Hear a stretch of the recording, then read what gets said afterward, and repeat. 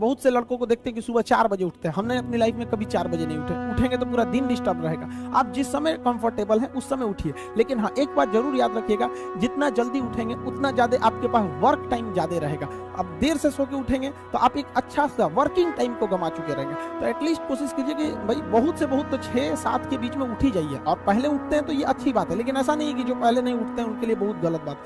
आप जितना पढ़ सकते हैं अपनी कैपेसिटी के हिसाब से ही पढ़िए। आपकी बॉडी 8 घंटा नहीं सस्टेन कर पा रही है, आप 4 घंटा ही पढ़िए, बट धीरे धीरे उसको इंक्रीज कीजिए। हर चीज के लिए होता है, आप अपनी बॉडी के हिसाब से किसी काम को करिए। आप किसी भी काम को अगर लगातार 21 दिन करते हैं तो धीरे धीरे वो आपकी आदत बन जाती है, और अगर किसी काम को लगातार 90 दिन कर देते हैं तो फिर वो आपकी दिनचर्या बन जाती है। अब आप डिसाइड कीजिए कि आप अच्छे काम को करना चाहते हैं या गलत काम को। जहां आपको कंफर्ट मिलता है वो रास्ता कभी भी कोई मंजिल को नहीं ले जाती, क्योंकि मंजिल वाला रास्ता काफी चुनौतीपूर्ण भरा होता है, उसमें कंफर्ट कभी नहीं मिलता है। संघर्ष से व्यक्ति को कभी नहीं भागना चाहिए, क्योंकि जीवन में जो कभी संघर्ष से परिचित नहीं हुआ, इतिहास गवाह है, वो कभी चर्चित नहीं हुआ। और जिंदगी हो या व्हाट्सएप, लोग हमेशा स्टेटस ही देखते हैं। जीवन में संघर्ष का आना बहुत जरूरी है, क्योंकि फूलों की हिफाजत कांटे ही करते हैं, माली तो बहुत बाद में आता है। और रिकॉर्ड वो तोड़ते हैं जिनके रगों में खून नहीं बल्कि लक्ष्य पाने के लिए जुनून दौड़ता हो। याद रखिएगा, जिस समय आपका किस्मत साथ न दे, समझ जाइएगा कि आपकी मेहनत आपका साथ देगी।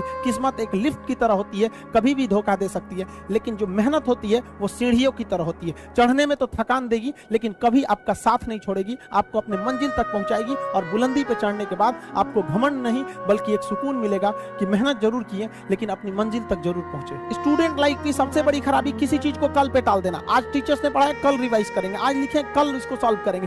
कल पे कोई नहीं टालना चाहिए। जिसने ये कल किया या हमको ये करना चाहिए, उनको तो असफलता फिक्स है, उसने असफलता की दहलीज पे पैर रख दिया। जिसने किया कल, दिन गया टल। जिसने कहा परसों, बीत गए बरसों। और जिसने कहा आज, उसी ने किया राज। जीवन में संस्कार का भी बहुत बड़ा मोल होता है।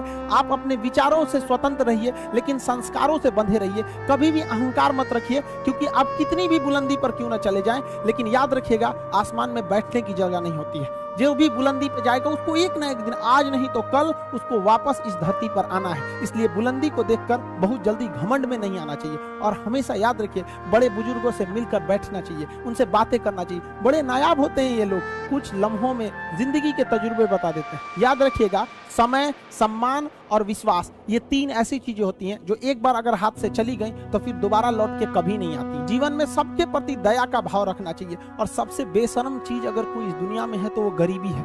कमबख्त उम्र का भी ख्याल नहीं रखती है। और किसी के वक्त का मजाक मत उड़ाइएगा जनाब, ये वक्त है, सबके चेहरे याद रखता है। सबके प्रति दया और आदर की भावना रखिएगा। कभी जानवर मिले तो उनके लिए भी 2 रोटी निकाल लीजिएगा, क्योंकि जनाब इन्हें नहीं पता है कि खाने के लिए पैसे देने पड़ते हैं। हम सब टीचर्स डे मनाते हैं, मदर डे, फादर डे, कई सारे डे को मनाते हैं। काश एक रोटी डे होता कि कम से कम उस दिन तो देश के गरीबों को भरपेट खाना मिल सकता था। ये जिंदगी है, इसे सीखना बड़ा मुश्किल होता है, क्योंकि जब तक ये समझ में आती है ये आधी खत्म हो चुकी रहती है। इस जिंदगी में आप चाहेंगे कुछ, मिलेगा कुछ, बनना कुछ और रहेगा। बहुत ही ज्यादा अनसर्टेनिटी होती है इस जिंदगी में। हर कदम पर हमें कुछ ठोकरें लगती हैं और हमें कुछ ना कुछ सीखने को मिलता है। अगर बात करेंगे इस साल की, तो टीचर ऑफ द ईयर, इस बार टीचर ऑफ द ईयर कहेंगे तो कोविड-19 को कहेंगे, क्योंकि इसने बहुत अच्छों को सिखा दिया कि वो क्या थे।